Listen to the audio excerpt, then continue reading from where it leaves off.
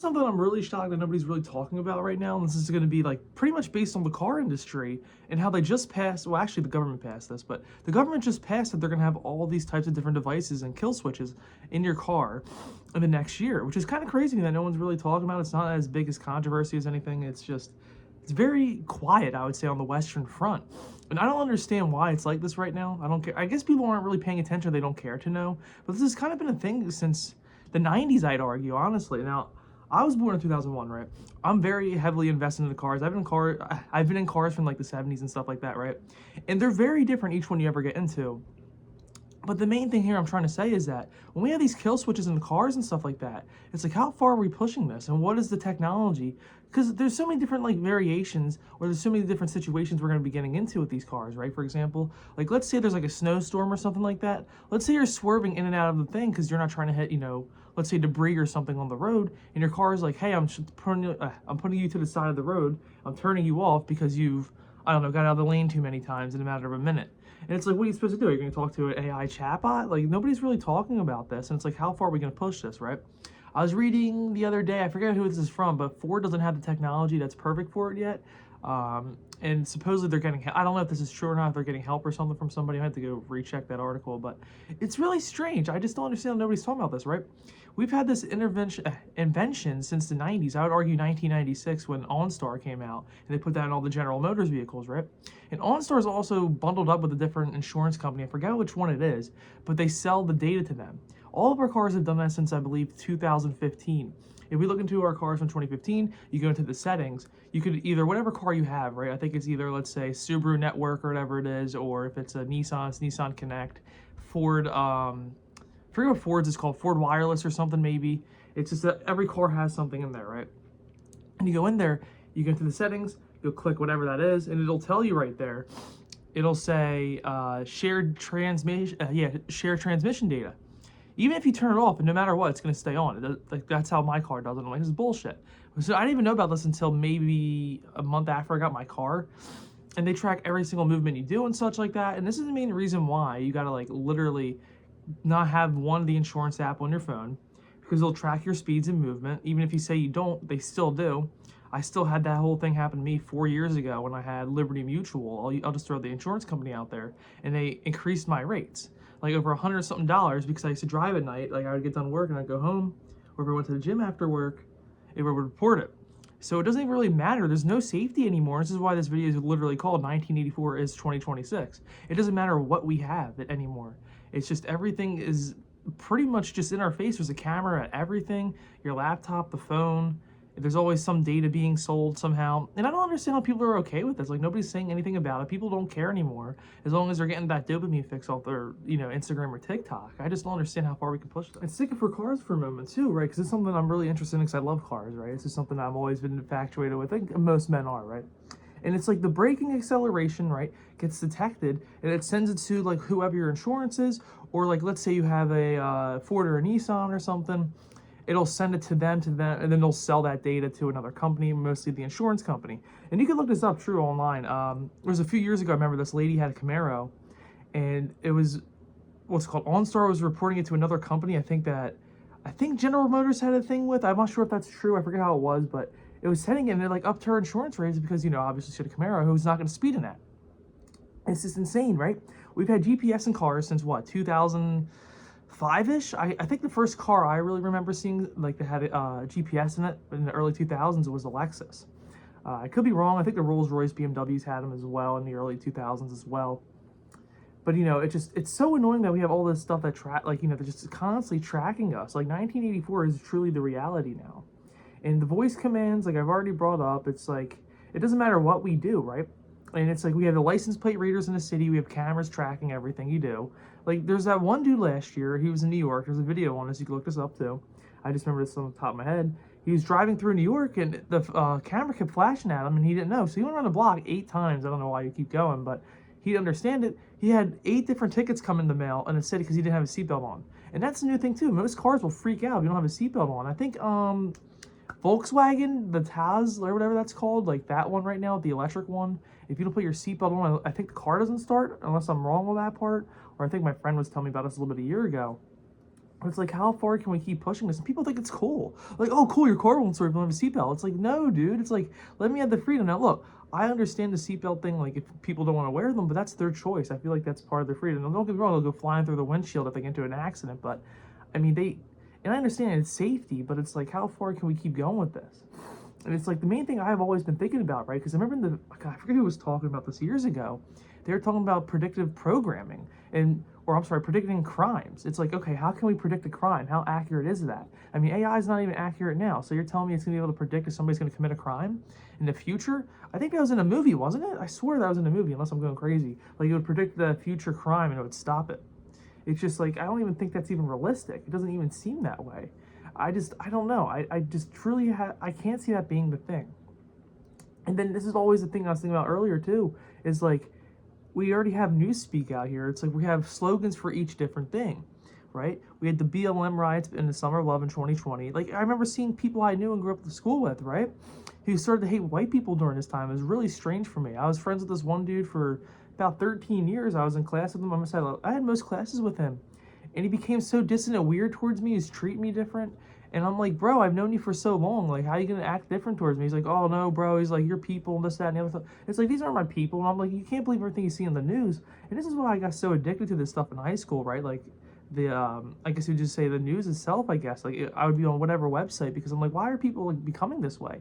People wouldn't stand for the flag anymore. They were hating on everybody. It was just a really strange time. And then they're saying, they're preaching, what would you say? Kindness with the queer movement and all that other stuff. It's like, bro, it's not even realistic now. It's like we pushed ourselves so far that most people can't think for themselves. Truly, and it's a limited thought. Think about this in the future, right? I read 1984 many years ago. I love the book, right? It's kind of like at the end, right?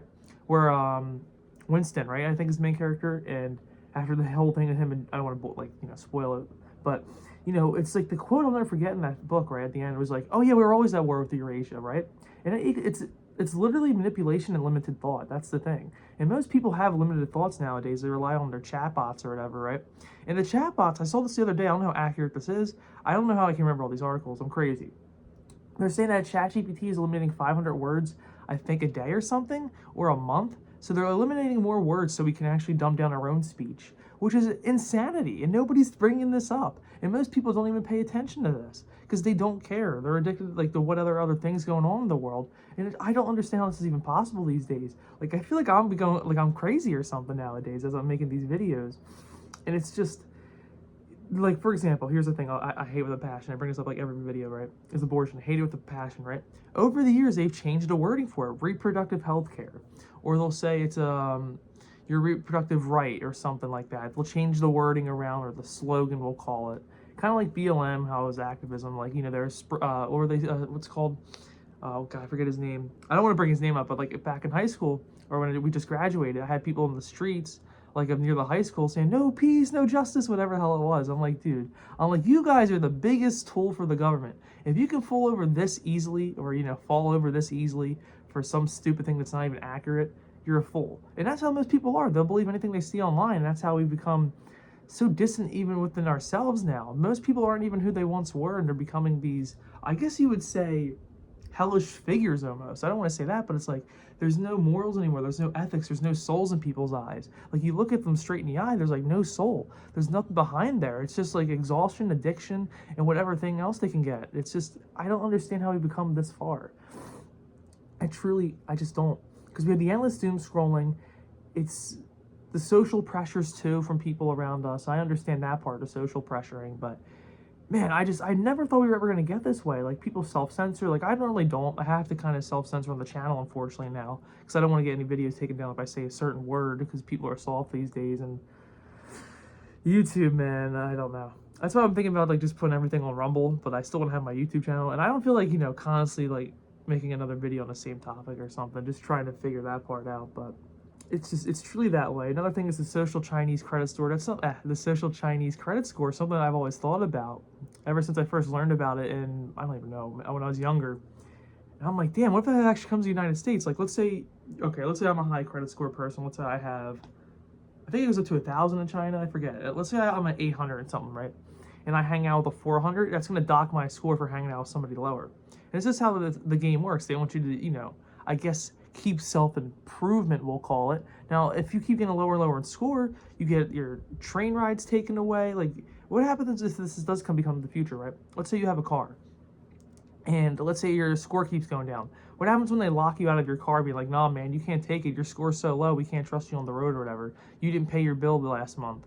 You know, I feel like that's the future. Nobody's really saying anything about this, right? We just had this thing pass, like I brought up in the beginning of the video with the car. It's just, we already have the kill switches. How much further do we need to like be like, yo, man, this is not cool. This is not all right.